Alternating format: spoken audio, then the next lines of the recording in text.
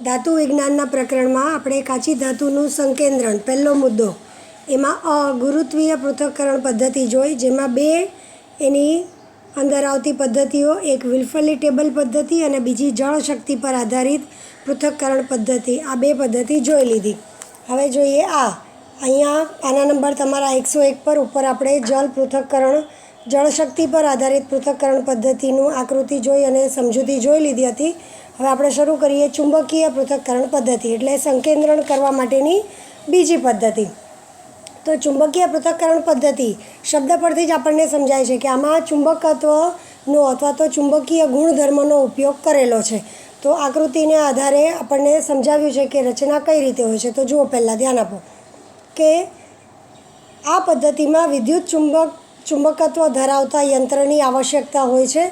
बे प्रकारना लोखंडना रोलर अने तेना पर सतत गोळ फरतो पट्टो आ यंत्रना बे महत्वना भाग छे।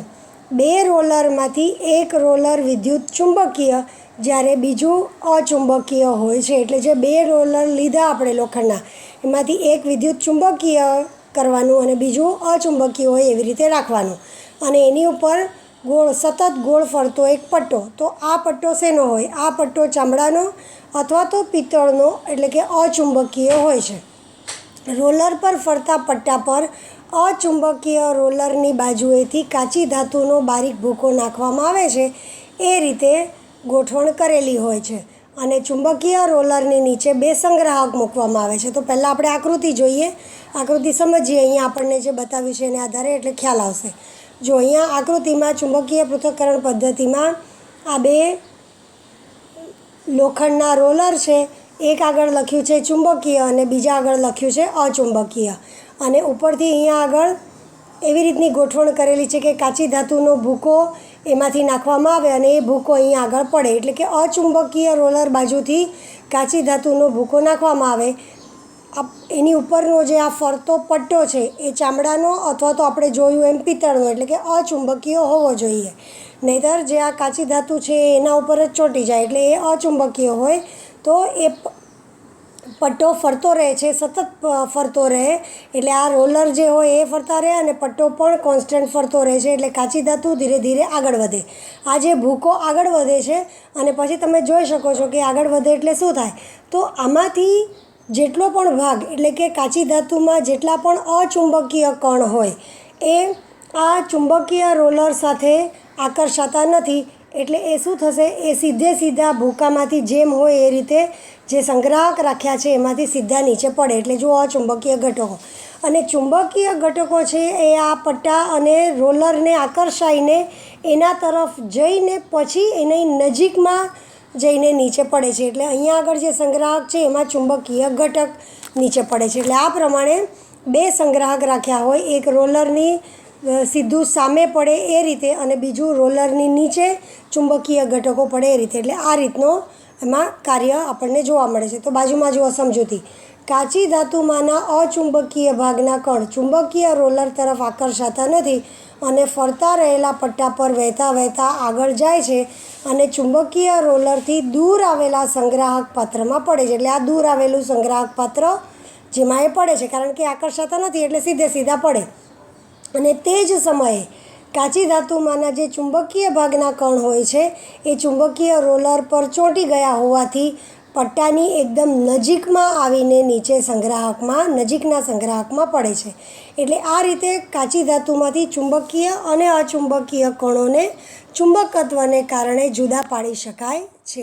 दाखला तरीके तो ए जे जुदा पाड़ी शकाय छे एमां एवी कई धातु छे। तो दाखला तरीके उदाहरण आप्युं कि कलाई धातुनी काची धातु केसीराइट है।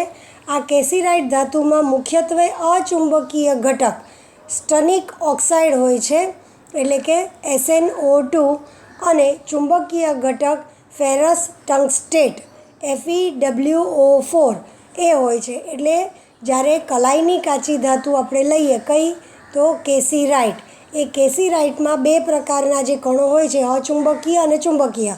तो अचुंबकीय घटक छे स्टनिक ऑक्साइड अने चुंबकीय घटक छे फेरस टंगस्टेट। तो आ बेने विद्युत चुंबकीय पद्धतिथी पृथक्करण पद्धतिथी जुदा करवामां आवे છે. તો આ થઈ ગઈ આપણી ચુંબકીય પૃથક્કરણ પદ્ધતિ. હવે ત્રીજી ઈ એટલે અ જોયું જેમાં ગુરુત્વીય પૃથક્કરણ, આ જોયું જેમાં ચુંબકીય પૃથક્કરણ, અને હવે ઈ ફીણ પ્લવન એટલે કે ફીણ તરણ પદ્ધતિ. તો એ ફીણ તરણ પદ્ધતિ તરફ જોઈએ. હવે આમાં દરેકમાં તમારે મુખ્યત્વે ગુણધર્મ યાદ રાખવાનો કે કયા ગુણધર્મને આધારે આ પ્રક્રિયા થાય છે. પહેલાંમાં ગુરુત્વીય પૃથક્કરણ એટલે ગુરુત્વાકર્ષણ એટલે કે ભારે વસ્તુઓને છૂટી પાડવી, એ બે પ્રક્રિયા. ચુંબકીય પૃથક્કરણ એમાં ચુંબકીય અને અચુંબકીય કણો હોય એવી કાચી ધાતુનું છૂટું પાડવાની પ્રક્રિયા, સંકેન્દ્રણ કરવાની. ત્રીજામાં ફીણ પ્લવન. તો ફીણ પ્લવન શેના માટે? આ પદ્ધતિમાં કાચી ધાતુમાંના કણો જે હોય એના પરસ્પર વિરોધી ગુણધર્મ હોય. કેવા વિરોધી ગુણધર્મ? કેટલાક કણો પાણીને લીધે ભીંજાય અને બીજા કેટલાક કણો પાણીથી ન ભીંજાય એટલે એનું જળ વિરોધી ગુણધર્મ એ તેલથી ભીંજાય. તો એ ગુણધર્મનો ઉપયોગ કરવામાં આવે છે, એટલે કે એ સિદ્ધાંતનો ઉપયોગ કરવામાં આવે છે. જો તમને અહીંયા શરૂઆતમાં જ આપ્યું છે ફીણ પ્લવન અથવા તો ફીણ તરણ પદ્ધતિમાં કાચી ધાતુમાંના કણોના પરસ્પર વિરોધી ગુણધર્મો. કયા ગુણધર્મો પરસ્પર વિરોધી? જળ સ્નેહી એટલે કે પાણીથી ભીંજાય અને જળ વિરોધી પાણીથી ન ભીંજાય. આ બે ગુણધર્મ પર આધારિત હોય છે.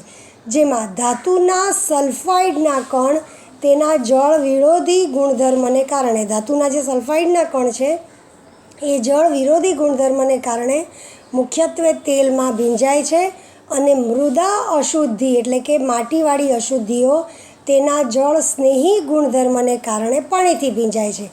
આ ગુણધર્મનો ઉપયોગ કરીને ફીણ પ્લવન પદ્ધતિ વડે કેટલીક ચોક્કસ કાચી ધાતુનું સંકેન્દ્રણ કરવામાં આવે.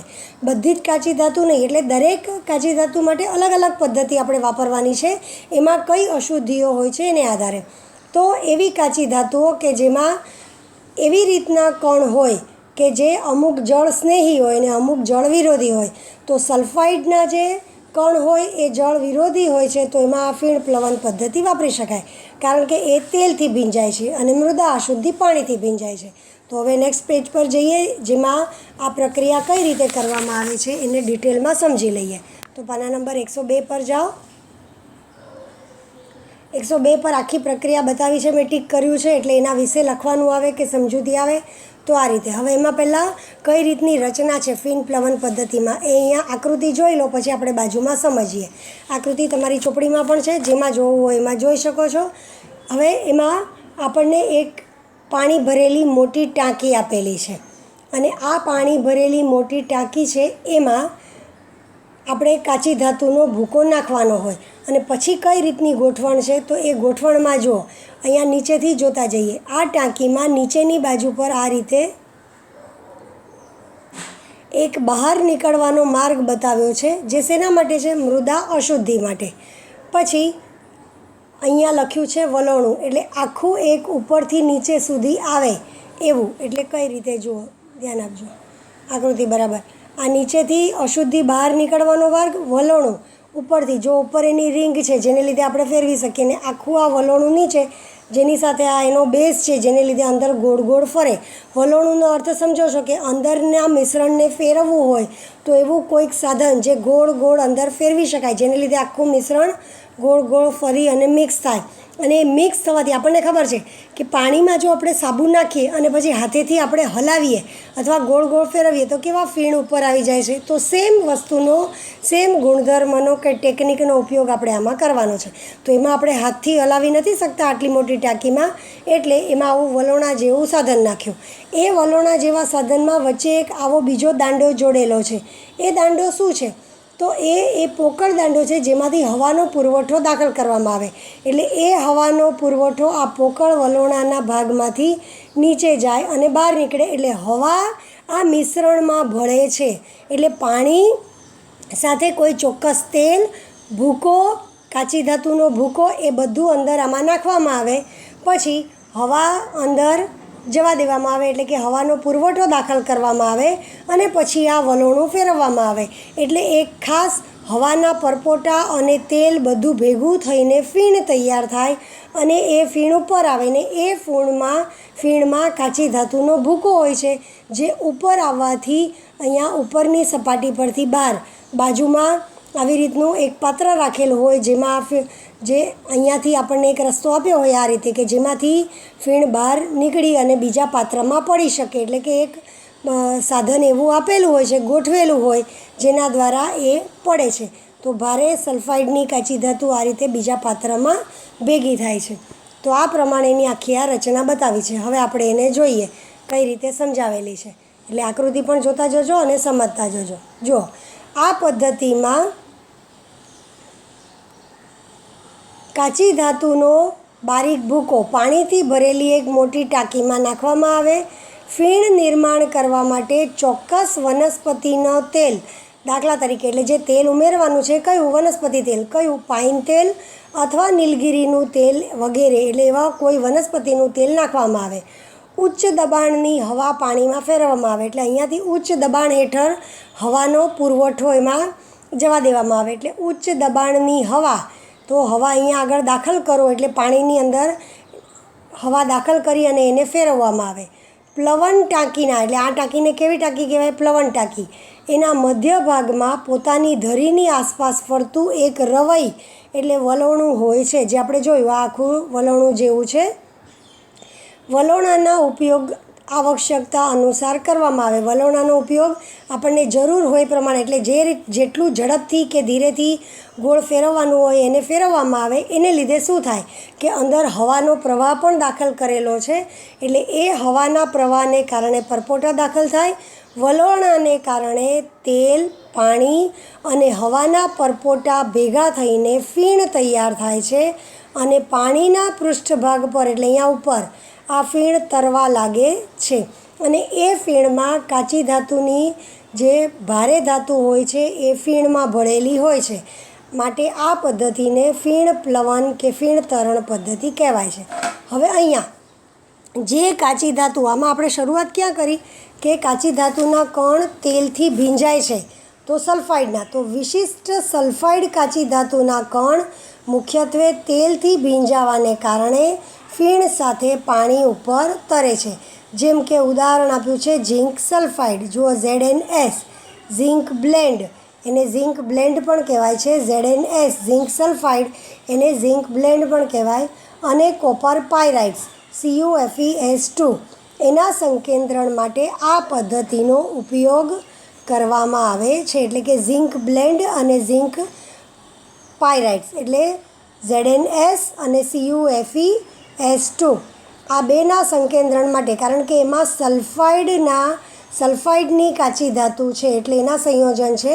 તો એ સલ્ફાઇડના કણ આ તેલ સાથે ભીંજાય અને ફીણની સાથે ઉપર તરવા લાગે અને પછી એને આવી રીતે બહાર લઈ લેવામાં આવે. જ્યારે બાકીની અશુદ્ધિઓ છે એ પાણી સાથે ભીંજાય એટલે એ નીચે આવે અને પછી નીચેના માર્ગમાંથી એ બહાર આવી જાય. તો આ થઈ આપણી ફીણ તરણ અથવા તો ફીણ પ્લવન પદ્ધતિ. એટલે આ પ્રમાણે એક એક મુદ્દો યાદ રાખવાનો. એમાં બેઝિક વસ્તુ યાદ રાખવાની કે ફીણ પ્લવન એટલે શું, તો કે તેલથી ભીંજાય અને પાણીથી ભીંજાય એવા કણો જેમાં હોય એની આ ફીણ પ્લવન. એટલે પછી આપણને આકૃતિ બરાબર ધ્યાનમાં આવે અને એમાં ZnS અને કોપર પાયરાઇટ્સ CuFeS2 એના સંકેન્દ્રણ માટે આ પદ્ધતિ વપરાય છે. હવે જોઈએ નિક્ષાલન, ચોથી પદ્ધતિ. હવે આ નિક્ષાલન પદ્ધતિ એટલે અહીંયા સુધીની આ 4 પદ્ધતિ એ આપણા કાચી ધાતુનું નિષ્કર્ષણ, એટલે એમાં કરતી વખતે પહેલો મુદ્દો સંકેન્દ્રણ, એટલે કે મૃદા અશુદ્ધિઓ દૂર કરવા માટે. આપણે શરૂઆતમાં જ વ્યાખ્યા સમજાવી હતી કે કાચી ધાતુમાંથી મૃદા અશુદ્ધિ દૂર કરવા માટેની પદ્ધતિઓ. તો 4 પદ્ધતિ એ આપણે એમાંથી 1, 2 અને 3 જોઈ ગયા. ગુરુત્વીય પૃથક્કરણ, પછી ચુંબકીય પૃથક્કરણ, પછી ફીણ પ્લવન અને ચોથી આ નિક્ષાલન. તો એ જોઈએ અને ત્યાર પછી મૃદા અશુદ્ધિ દૂર થઈ પછી એનું ધાતુનું નિષ્કર્ષણ કેવી રીતે એ જોવાનું છે. એટલે આ જોઈ લઈએ પહેલાં નિક્ષાલન. એલ્યુમિનિયમ, સોનું, ચાંદી જેવી ધાતુનું તેમની કાચી ધાતુમાંથી નિષ્કર્ષણ કરવાનો પહેલો તબક્કો એટલે નિક્ષાલન પદ્ધતિ. એટલે નિક્ષાલન શેને માટે છે કે એલ્યુમિનિયમ, સોનું, ચાંદી આવી જે ધાતુ છે એને કાચી ધાતુમાંથી નિષ્કર્ષણ કરવા માટે પહેલાં નિક્ષાલન, એટલે એને ચુંબકત્વ કે ગુરુત્વીય પૃથ્થકરણ એવું કરવાની જરૂર નથી રહેતી. એને નિક્ષાલન પદ્ધતિ કરો એલ્યુમિનિયમ, સોનું અને ચાંદી માટે, તો એમાંથી અશુદ્ધિઓ દૂર થઈ અને પછી કાચી ધાતુ જે રહે છે એ આ તબક્કો છે. એમાં શું કરવામાં આવે, જેમાં કાચી ધાતુને એક ચોક્કસ દ્રાવણમાં લાંબા સમય સુધી પલાળી રાખવામાં આવે છે. એ વખતે શું થાય, દ્રાવણ સાથે વિશિષ્ટ રાસાયણિક પ્રક્રિયા થઈને કાચી ધાતુ તેમાં ઓગળી જાય. એટલે એવા દ્રાવણમાં પલાળી રાખવામાં આવે કે એમાં કાચી ધાતુ ઓગળી જાય. ફક્ત મૃદા અશુદ્ધિની પ્રક્રિયા જે દ્રાવણમાં આપણે પલાળી રાખ્યું હોય એની સાથે નથી થતી. એટલે કે મૃદા અશુદ્ધિઓ ઓગળતી નથી અને તેથી તેને આરામથી જુદી કરી શકાય છે. અને એનું ઉદાહરણ આપણને આપ્યું છે. એટલે આમાં ફક્ત એક ખાસ દ્રાવણમાં કાચી ધાતુને પલાળી રાખવામાં આવે લાંબો સમય સુધી. કાચી ધાતુ એ દ્રાવણમાં ઓગળી જશે અને જે મૃદા અશુદ્ધિ છે એ એમાં ઓગળશે નહીં, એટલે એને સરળતાથી જુદી કરી શકાય. તો દાખલા તરીકે શેમાં એનો ઉપયોગ થાય છે, કઈ ધાતુ માટે, તો એલ્યુમિનિયમની કાચી ધાતુ બોક્સાઇટનું સંકેન્દ્રણ નિક્ષાલન પદ્ધતિથી કરવામાં આવે, જેમાં સોડિયમ હાઇડ્રોક્સાઇડ અથવા તો સોડિયમ કાર્બોનેટ NaOH અથવા Na2CO3ના દ્રાવણમાં બોક્સાઇટને પલાળી રાખવામાં આવે તો મુખ્ય ઘટક એલ્યુમિના એટલે કે એલ્યુમિનિયમનું ઓક્સિજન સાથેનું સંયોજન જેને એલ્યુમિના કહેવાય છે એ આપણને મળે છે. અને એ એલ્યુમિના મળે તો એ એલ્યુમિના મળવાથી પછી આપણે એમાંથી એલ્યુમિનિયમ છૂટું પાડી શકીએ છીએ. તો અહીંયા બરાબર ધ્યાન આપજો કે બોક્સાઇટને પલાળી રાખવામાં આવે છે તો એમાંથી એટલે કે એલ્યુમિનિયમની કાચી ધાતુ બોક્સાઇટનું સંકેન્દ્રણ કરવા માટે નિક્ષાલન પ્રક્રિયા વાપરવામાં આવે અને એને શેમાં પલાળવામાં આવે છે, સોડિયમ હાઇડ્રોક્સાઇડ અથવા તો સોડિયમ કાર્બોનેટ અને એમાંથી એલ્યુમિના એટલે કે સોડિયમનું એલ્યુમિનિયમ સાથેનું સંયોજન આપણને મળે છે. તો આ પ્રકારે આપણે એલ્યુમિના Al2O3 પ્રક્રિયા કરીને મેળવીએ છીએ. તો અહીંયા આગળ આપણી મૃદા અશુદ્ધિ દૂર કરવા માટેની પ્રક્રિયા પૂરી થઈ ગઈ છે.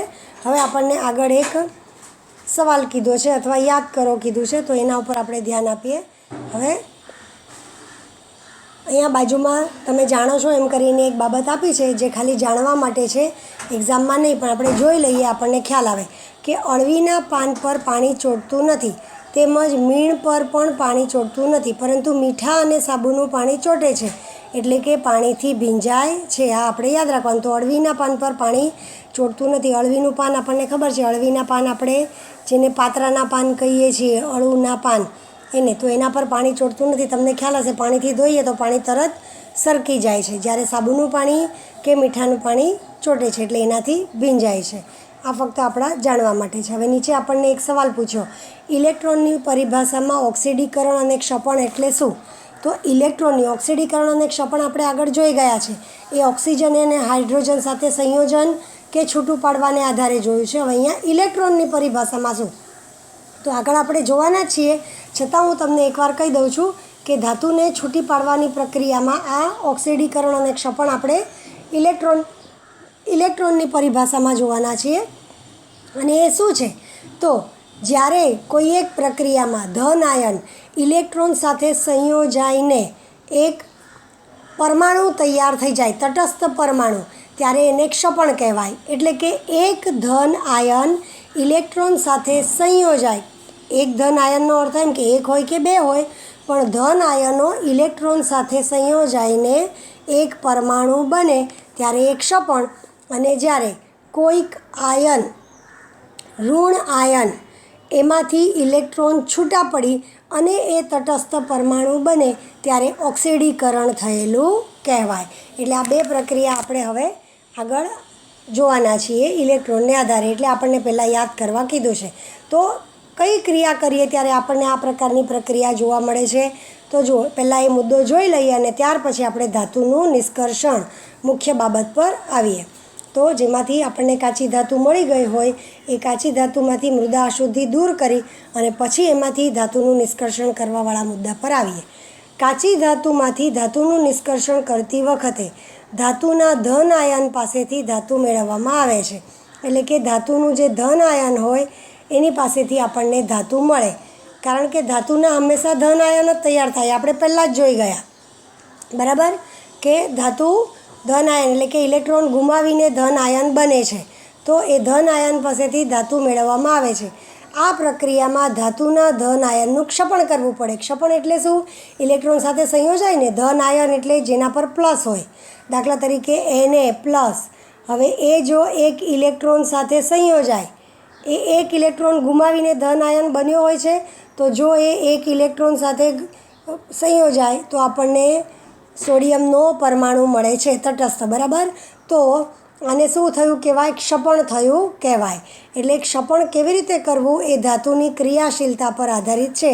અને ક્રિયાશીલતાવાળી શ્રેણી આપણે આગળ ઓલરેડી જોઈ ગયા છીએ કે કઈ ધાતુ ઓછી ક્રિયાશીલ અને કઈ ધાતુ વધારે ક્રિયાશીલ. તો એ કોઠા પ્રમાણે તમે યાદ કરો તો આપણને જોવા મળશે કે એ કોઠો જે તમને પાના નંબર 97 પર આપ્યો છે તો એમાં એલ્યુમિનિયમ છે એ મધ્યમ ક્રિયાશીલ ધાતુ છે. પોટેશિયમ, સોડિયમ, લિથિયમ અને કેલ્શિયમ વધારે ક્રિયાશીલ ધાતુ છે. જ્યારે મેગ્નેશિયમ, એલ્યુમિનિયમ, જસત, લોખંડ વગેરે મધ્યમ ક્રિયાશીલ ધાતુ છે. તો એવી ક્રિયાશીલતાને આધારે ક્ષપણ એના ઉપર કઈ રીતે કરી શકાય એ આધાર રાખે છે. તો હવે આપણે ધાતુનું નિષ્કર્ષણ એટલે કાચી ધાતુમાંથી ધાતુના નિષ્કર્ષણના મુદ્દા જોઈએ. તો એમાં કેટલા પગથિયા છે? તો એમાં આપણને જેમ આપણે મૃદા અશુદ્ધિ દૂર કરવા માટે 4 જુદી જુદી પદ્ધતિ જોઈ, તો ધાતુના નિષ્કર્ષણ માટે કેટલી જોવાની છે?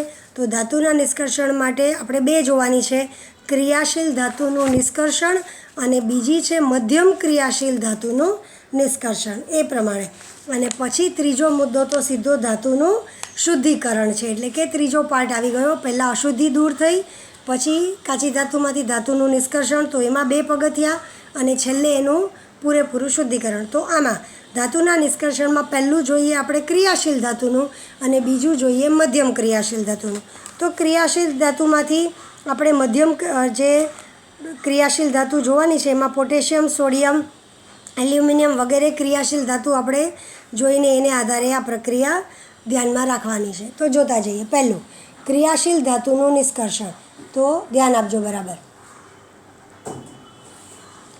ક્રિયાશીલતાની શ્રેણી ઉપર આધારિત સૌથી ઉપર આવેલી ધાતુ ખૂબ ક્રિયાશીલ છે. એ શ્રેણીમાં આપણે જેમ જેમ નીચે આવતા જઈએ, તમને મેં કહ્યું એમ તમે પાનું ખુલ્લું રાખી શકો છો, જેમ જેમ નીચે આવતા જઈએ તેમ ક્રિયાશીલતા ઓછી થઈ જાય.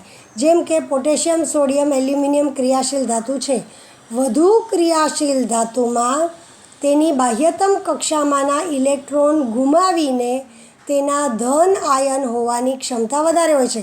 આપણે આગળ જોઈ ગયા કે જે ધાતુઓ પોતાની બહારની કક્ષામાંથી ઇલેક્ટ્રોન ઝડપથી ગુમાવી દે તો એને વધારે ક્રિયાશીલ કહેવાય. એટલે કે એમાં ધન આયન ઇલેક્ટ્રોન ગુમાવવાની ક્ષમતા વધારે હોય એટલે ધન આયન બનવાની ક્ષમતા વધારે હોય છે. દાખલા તરીકે વધુ ક્રિયાશીલ ધાતુની તમે આગળ જોયું હતું એમ સૌમ્ય એસિડ સાથે તીવ્ર પ્રક્રિયા થઈને હાઇડ્રોજન વાયુ નિર્માણ થાય છે. તેમજ વધુ ક્રિયાશીલ ધાતુઓ ઓરડાના ઉષ્ણતામાને ઓક્સિજન સાથે પણ પ્રક્રિયા કરીને તરત જ સળગી ઉઠે છે. જેમાં આપણને ખબર છે સોડિયમ, કેલ્શિયમ, મેગ્નેશિયમ એમાં સોડિયમ સૌથી વધારે, સોડિયમ અને પોટેશિયમ સૌથી ઝડપથી ઓક્સિજન સાથે સંયોજાય અને સળગી ઉઠે છે. તેમના નિષ્કર્ષણ માટે વિદ્યુત વિઘટન ક્ષપણ પદ્ધતિનો ઉપયોગ કરવો પડે છે, એટલે કે વાપરવી પડે છે. કેમ ક્ષપણ? કારણ કે ઝડપથી ઇલેક્ટ્રોન ગુમાવીને ધન આયન બનાવે છે. તો આપણે આગળથી હવે આ ધાતુના ક્ષાર જોઈશું. તો જુઓ, દાખલા તરીકે સોડિયમ, કેલ્શિયમ અને મેગ્નેશિયમ ધાતુ તેમના ઓગળેલા ક્લોરાઇડ ક્ષારોના વિઘટનથી, એટલે કે આમના જે ક્લોરાઇડ્સ હોય sodium chloride, calcium chloride, magnesium chloride, એના વિઘટનથી આપણને કાચી ધાતુ મળે છે. અને એ પ્રક્રિયામાં ધાતુ ઋણાગ્ર પર એટલે કે કેથોડ પર જમા થાય અને ક્લોરીન વાયુ ધનાગ્ર પર એટલે કે એનોડ પર મુક્ત થાય છે. એટલે એનું વિઘટન કરવામાં આવે ત્યારે સોડિયમ ધન આયન હોય છે. એટલે ધન આયન કઈ તરફ જશે? ઋણાગ્ર પર જશે, બરાબર. એટલે ઋણાગ્ર પર જાય અને ક્લોરીન એ ઋણ આયન છે એટલે એ ધનાગ્ર પર છે. વિરુદ્ધ અગ્ર પર જાય એટલે આ પ્રમાણે મુક્ત થાય છે. એટલે ઓગળેલા સોડિયમ ક્લોરાઇડનું વિદ્યુત વિઘટન થાય અને એમાંથી સોડિયમ ધાતુ મેળવતી વખતે વિદ્યુત અગ્રો પર આ પ્રકારની પ્રક્રિયા થાય કે સોડિયમ જે છે એના પર જે આયન હોય છે ધન આયનો એ ઋણાગ્ર પર જાય છે અને ત્યાં એના કણ બને છે. જ્યારે ક્લોરિન જે છે એના ઋણ આયન હોય છે એ ધનાગ્ર પર એટલે કે એનોડ પર જાય અને ત્યાં ક્લોરિન વાયુના કણ મુક્ત થાય છે એટલે કે ક્લોરિન વાયુ મુક્ત થાય છે. તો એ પ્રક્રિયા વિદ્યુત અગ્ર પર કેવી રીતે થાય છે તો એ આપણે નેક્સ્ટ પેજ પર જોઈએ. તો આ આપણી ક્રિયાશીલ ધાતુનું વિદ્યુત અગ્ર દ્વારા કેવી રીતે વિઘટન થાય એ બતાવ્યું છે. તો જુઓ આગળ નેક્સ્ટ પેજ, એના ઉપર આપણે આ પ્રક્રિયા જોઈ લઈએ. તો ઋણાગ્ર પર કઈ પ્રક્રિયા, તમને કીધું એમ કે ઋણાગ્ર પર સોડિયમનો ધન આયન વત્તા ઇલેક્ટ્રોન ઋણાગ્ર પર જાય એટલે ત્યાંથી ઇલેક્ટ્રોન લેશે અને સોડિયમનો પરમાણુ બને એટલે આ ક્ષપણ થયું કહેવાય. ઇલેક્ટ્રોન લીધો, સોડિયમના ધન આયને ઇલેક્ટ્રોન લીધો અને એ તટસ્થ પરમાણુ થઈ ગયો તો ક્ષપણ. હવે ધનાગ્ર પર શું થાય તો ક્લોરિનના જે આયન છે એ ઋણ આયન હોય એટલે એ ધનાગ્ર પર જાય. તો અહીંયા 2Cl કેમ લીધું છે એ જોજો. પહેલાં ધ્યાન આપો કે ક્લોરિનનો આયન શું કરે, ક્લોરિનનો પરમાણુ કેવી રીતે બનશે તો ક્લોરિનનું જે અણુ સૂત્ર છે એ Cl2 છે એટલે કે 2 પરમાણુનો એક અણુ છે. સોડિયમ છે એ 1 પરમાણુનો એક અણુ છે એટલે એને એક જ વાર લખાયું. જ્યારે ક્લોરિનનું અણુ સૂત્ર છે Cl2 એમાં 2 પરમાણુ છે એટલે 2 પરમાણુ તટસ્થ થવા માટે 2 ઇલેક્ટ્રોન લેશે એટલે જો અહીંયા લખ્યું છે +2E- +2 પછી E- આપણને એકદમ નાનું દેખાય છે, ધ્યાન આપજો. એટલે 2 ઇલેક્ટ્રોન લીધા એટલે એનો અર્થ એમ કે 2 પરમાણુ છે તો 2Cl ઋણાયન એટલે અહીંયા 2 આયનો, કયા આયનો ઋણ આયન, 2 ઋણ આયનો એટલે 2 લીધું એ થઈને ક્લોરિનનો એક અણુ એટલે કે 2 પરમાણુ થયા તો 2 ઇલેક્ટ્રોન લીધા છે બરાબર. એટલે 2 ઇલેક્ટ્રોન લઈને તટસ્થ થઈ જાય છે તો આ પ્રક્રિયાને કહેવાય ઓક્સિડીકરણ. એટલે ક્ષપણમાં ઇલેક્ટ્રોન લે અને તટસ્થ બને, ઓક્સિડીકરણમાં ઇલેક્ટ્રોન ગુમાવે એટલે કે 2 ક્લોરિનના જે ઋણ આયન છે એ 2 ઇલેક્ટ્રોન છોડી દેશે, આપી દેશે અને ક્લોરિનનો અણુ તૈયાર થશે. એટલે ક્લોરિનના 2 ઋણ આયન, ફરીથી સમજો, ક્લોરિનના 2 ઋણ આયન કેટલા ઇલેક્ટ્રોન એમાંથી છોડે છે, 2 ઇલેક્ટ્રોન છોડી દઈ અને ગુમાવી અને ક્લોરિનનો પરમાણુ તૈયાર કરે છે. તો આ પ્રમાણે એને ઓક્સિડીકરણ કહેવાય. એટલે ઇલેક્ટ્રોન લે તો ક્ષપણ, ઇલેક્ટ્રોન ગુમાવે તો ઓક્સિડીકરણ. ઇન શોર્ટ યાદ રાખજો, આ લખેલું બરાબર યાદ રાખજો. સેમ પ્રક્રિયા મેગ્નેશિયમ ક્લોરાઇડ અને કેલ્શિયમ ક્લોરાઇડમાં પણ છે. એ લખવું હોય તો આપણે લખી શકીએ છીએ. હવે આ રીતે કાચી ધાતુ બોક્સાઇટમાંથી એલ્યુમિનિયમ ઓક્સાઇડના વિદ્યુત વિઘટન દ્વારા એલ્યુમિના કેવી રીતે મેળવવામાં આવે છે એ હવે આપણે જોવાનું છે. તો આ વિદ્યુત વિઘટનવાળી પ્રક્રિયા છે. મારી બોલવામાં ભૂલ થઈ હોય વચ્ચે તો બરાબર સમજી લેજો. જે છેલ્લે બોલી છું એ એકદમ પરફેક્ટ છે કે ક્ષપણ શું અને ઓક્સિડીકરણ શું, એટલે એ બરાબર ધ્યાન આપજો. એલ્યુમિનિયમનું નિષ્કર્ષણ એટલે એલ્યુમિનિયમની કાચી ધાતુ બોક્સાઇટ એમાંથી એનું નિષ્કર્ષણ કરીને એલ્યુમિના એટલે શું તો એલ્યુમિનિયમનું ઓક્સિજન સાથેનું સંયોજન કેવી રીતે છૂટું પાડશું અને પછી એમાંથી એલ્યુમિનિયમ કેવી રીતે મેળવશું એ આપણે જોવાનું છે. તો થોડું આગળ લઈએ ચલો. તો હવે એલ્યુમિનિયમનું નિષ્કર્ષણ.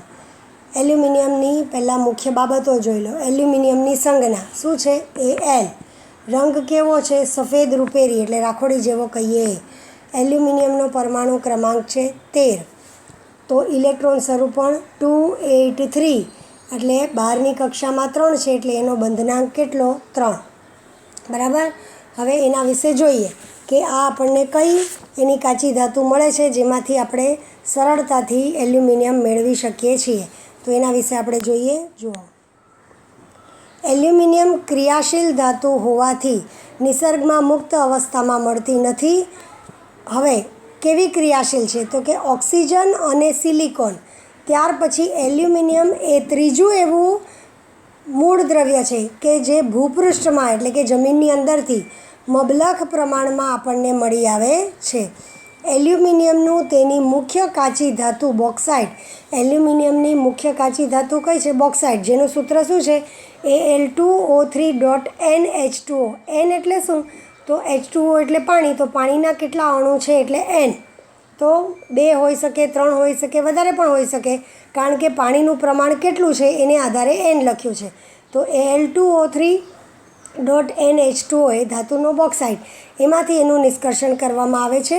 બોક્સાઇટમાં 30%થી 70% જેટલું એલ્યુમિનિયમ ઓક્સાઇડ એટલે કે Al2O3 હોય છે અને બાકીનો ભાગ મૃદા અશુદ્ધિનો હોય છે. એટલે 30%થી 70% જેટલું આ એલ્યુમિનિયમ ઓક્સાઇડ હોય અને બાકીનો ભાગ મૃદા અશુદ્ધિનો હોય. મૃદા અશુદ્ધિ શેની હોય? તો એમાં શું હોય? રેતી, સિલિકા અને આયર્ન ઓક્સાઇડ. આયર્ન ઓક્સાઇડ એટલે ખબર છે તમને, લોખંડનો ઓક્સાઇડ. તો રેતી, સિલિકા અને આયર્ન ઓક્સાઇડ વગેરેથી આ અશુદ્ધિ બનેલી હોય છે.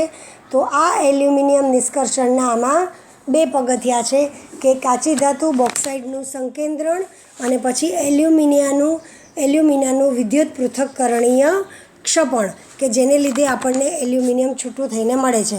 એટલે એલ્યુમિનિયમના નિષ્કર્ષણના 2 પગથિયા: કાચી ધાતુનું પહેલાં સંકેન્દ્રણ, એટલે સંકેન્દ્રણ કરીને બોક્સાઇટમાંથી એલ્યુમિના બનાવવામાં આવે અને પછી એલ્યુમિનામાંથી એલ્યુમિનિયમ છૂટી પાડવી વિદ્યુત પૃથક્કરણથી. તો એ 2 પગથિયામાંથી આપણે એક પગથિયું જોઈ લઈએ.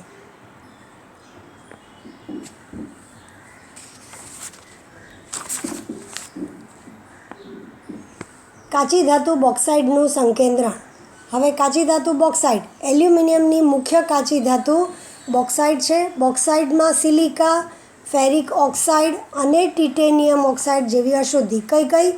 સિલિકા એટલે SiO2, ફેરિક ઓક્સાઇડ Fe2O3 અને ટિટેનિયમ ઓક્સાઇડ TiO2 આવી અશુદ્ધિ હોય છે.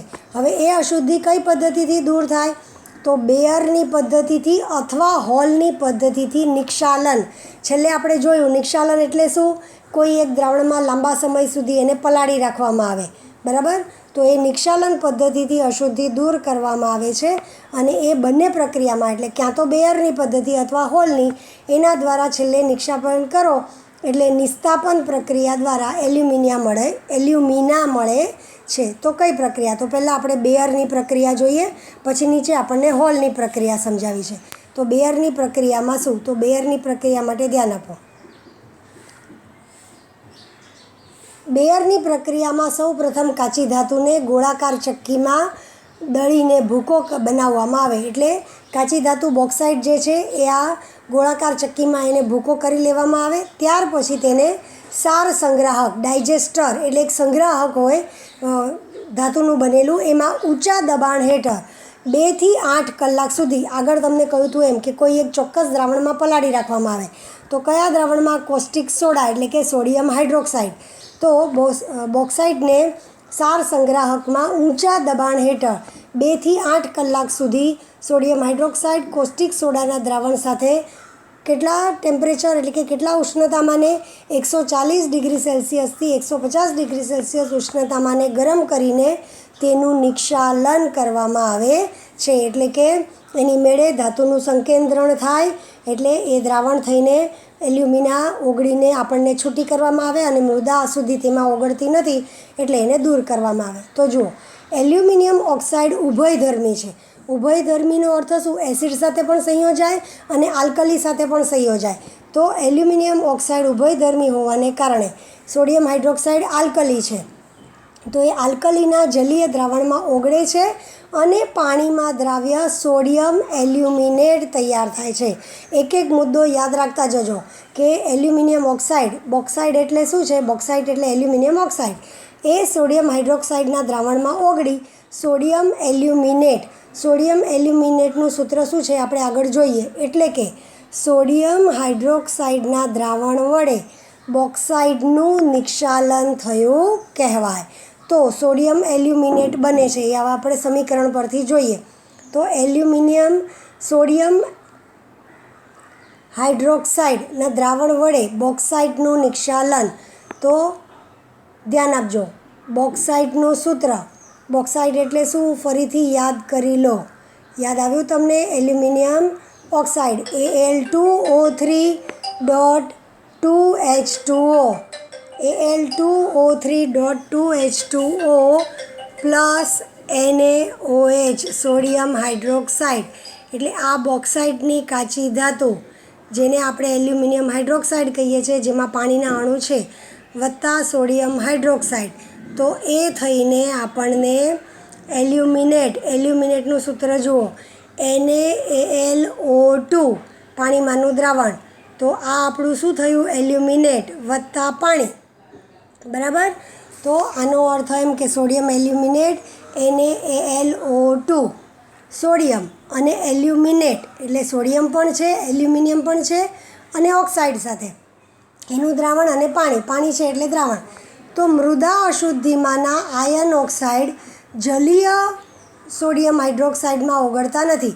આયન ઓક્સાઇડ અથવા ટિટેનિયમ ઓક્સાઇડ આપણે આગળ જોયું એ સોડિયમ હાઇડ્રોક્સાઇડમાં ઓગળતા નથી એટલે તેને બહુ સરળતાથી ગાળીને જુદા કરી શકાય મૃદા અશુદ્ધિમાં રહેલા આગળ જોયું એમ સિલિકા સોડિયમ હાઇડ્રોક્સાઇડના જલીય દ્રાવણમાં ઓગળી પાણીમાં દ્રાવ્ય સોડિયમ સિલિકેટ તૈયાર થાય છે એટલે બીજું સોડિયમ સિલિકેટ તૈયાર થયું સોડિયમ હાઇડ્રોક્સાઇડમાં ઓગળીને હવે જલદ સોડિયમ એલ્યુમિનેટને પાણીમાં દ્રાવણમાં ઉમેરીને મંદ બનાવવામાં આવે છે એટલે આપણને જે આ સોડિયમ એલ્યુમિનેટ મળ્યું અહીંયા એને પાણીમાં ઉમેરીને મંદ બનાવવામાં આવે અને પછી તેને જે 140થી 150 ઉષ્ણતામાને ગરમ કરેલું હતું એને ક્યાં સુધી 50 ડિગ્રી સેલ્સિયસ સુધી ઠંડુ કરવામાં આવે અને તેથી છેલ્લે આપણને એલ્યુમિનિયમ હાઇડ્રોક્સાઇડનું અવક્ષેપણ થઈને મળે છે તો કઈ પ્રક્રિયા થઈ sodium aluminate NaAlO2 plus H2O તો સોડિયમ હાઇડ્રોક્સાઇડ પાછું મળ્યું અને એલ્યુમિનિયમ હાઇડ્રોક્સાઇડ મળી ગયું એટલે NaOH છૂટું પડ્યું પાછું અને એલ્યુમિનિયમ હાઇડ્રોક્સાઇડનું અવક્ષેપણ એટલે નીચે બેસી ગયું એટલે છેલ્લે બોક્સાઇડમાંથી આપણને એલ્યુમિનિયમ હાઇડ્રોક્સાઇડ આ રીતે મળી ગયું એટલે કે મૃદા અશુદ્ધિ દૂર થઈ અને એમાં પાણી ઉમેર્યું એટલે સોડિયમ એલ્યુમિનેટ જે મળેલું હતું એ સોડિયમ એલ્યુમિનેટમાંથી પાછું સોડિયમ હાઇડ્રોક્સાઇડ છૂટું પડી ગયું અને આપણને એલ્યુમિનિયમ હાઇડ્રોક્સાઇડ મળી ગયું સમજાયું બરાબર તો બોક્સાઇડ એટલે શું હતું એલ્યુમિનિયમ ઓક્સાઇડ એમાં મૃદા અશુદ્ધિ હતી એને દૂર કરવા માટે આપણે સોડિયમ હાઇડ્રોક્સાઇડમાં એને પલાળ્યું સોડિયમ હાઇડ્રોક્સાઇડમાં પલાળ્યું એટલે સોડિયમ એલ્યુમિનેટ મળ્યું અને એ સોડિયમ એલ્યુમિનેટ મળ્યું એને પાછું આપણે મંદ કર્યું પાણી ઉમેરીને અને 50 ડિગ્રી સુધી ઠંડુ કર્યું એટલે છેવટે પાછું એલ્યુમિનિયમ હાઇડ્રોક્સાઇડ મળી ગયું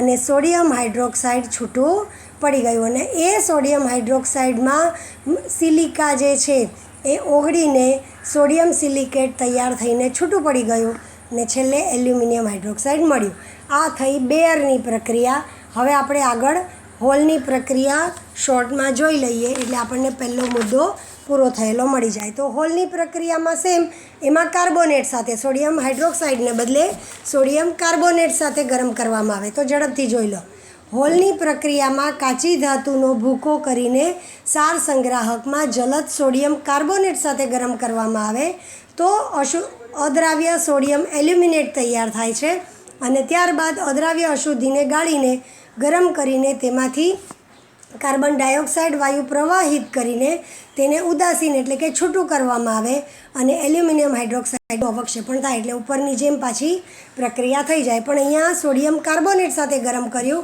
એટલે કાર્બન ડાયોક્સાઇડ એમાંથી પ્રવાહિત કરવામાં આવે જેથી એલ્યુમિનિયમ હાઇડ્રોક્સાઇડ આપણને છૂટો પડીને મળી જાય છે તો એ પ્રક્રિયા તમારા પાના નંબર 104 પર ઉપર છે એ જોઈ લો એટલે એ હોલની પ્રક્રિયા પૂરી થઈ જાય તો જુઓ કઈ રીતની પ્રક્રિયા થાય છે Al2O3.2H2O એટલે પહેલું આપણી બોક્સાઇડ એને સોડિયમ કાર્બોનેટ સાથે સંયોજન થયું તો એને લીધે થયું સોડિયમ એલ્યુમિનેટ જેમાં કાર્બન ડાયોક્સાઇડ ઉત્પન્ન થયો અને પાણી હવે એ સોડિયમ એલ્યુમિનેટની સાથે પાણી અને કાર્બન ડાયોક્સાઇડને ફરીથી મંદ કરવામાં આવે એટલે પાણી ઉમેરવાથી મંદ કરો કારણ કે જો ઉપર સંયોજનમાં આપણને પાણીના 2 અણુ મળ્યા અને કાર્બન ડાયોક્સાઇડ તો હવે વધારે પાણી આપણે ઉમેરીએ છીએ આપણે એને બેલેન્સ કરતા જવાનું છે Al2O3.2H2O પ્લસ Na2CO3 તો NaAlO2 plus CO2 plus H2O તો બેલેન્સ કરો તો અહીંયા આપણને પાણીના 2 અણુ છે એટલે અહીંયા 2 લખ્યા અને CO2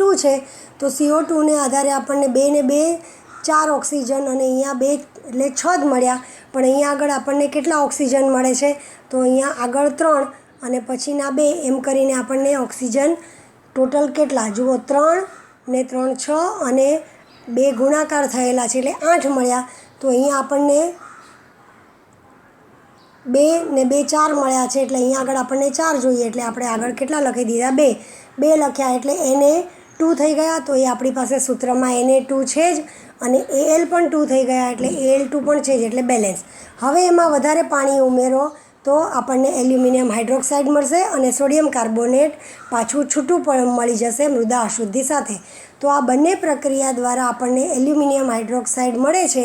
એના અવક્ષેપને ગાળીને પાણીથી ધોઈને સૂકવીને આગળ અહીંયા પાણીથી ધોઈને સૂકવીને લખેલું છે જરા જુઓ.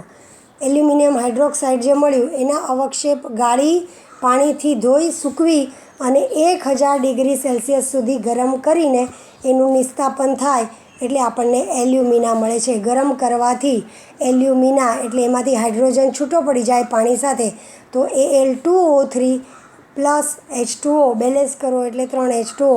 તો છેલ્લે આપણને હાઇડ્રોક્સાઇડમાંથી એલ્યુમિના એટલે બેયરની પદ્ધતિ કે હોલની પદ્ધતિ બંનેમાંથી છેલ્લે એને પાણીથી ધોઈને એલ્યુમિનિયમ હાઇડ્રોક્સાઇડને પાણીથી ધોઈને સૂકવીને 1000 ડિગ્રી સેલ્સિયસ સુધી ગરમ કરી તેનું નિસ્તાપન કરવાથી આપણને છેલ્લે પાણી છૂટું કરીને વરાળ થઈને ઉડી જાય અને એલ્યુમિનિયમ ઓક્સાઇડ એટલે કે એલ્યુમિના Al2O3 મળે છે.